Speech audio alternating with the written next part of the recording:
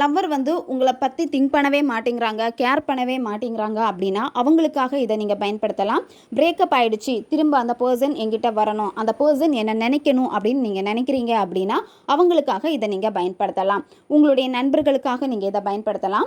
யாருக்கு வேணும்னாலும் இந்த மெத்தடை நீங்கள் பயன்படுத்தலாம். நாளையில் நீங்கள் தூங்கி விழித்தவுடன் இந்த மெத்தடை நீங்கள் செய்யணும். காலையில் நீங்கள் எந்திரிச்சதுமே கண்களை மூடிட்டு ஃபஸ்ட்டு நீங்கள் என்ன பண்ணணும் அப்படின்னா மிரரை பாருங்கள். இதுக்காகவே ஒரு தனி மிரர் வாங்கி வச்சுக்கோங்க. உங்களுடைய ஃபேஸ் வந்து ஃபுல்லாக வந்து அந்த மிரரில் தெரியணும், அந்த அளவுக்கு இருக்கக்கூடிய ஒரு மிரர் வாங்கி வச்சுக்கோங்க.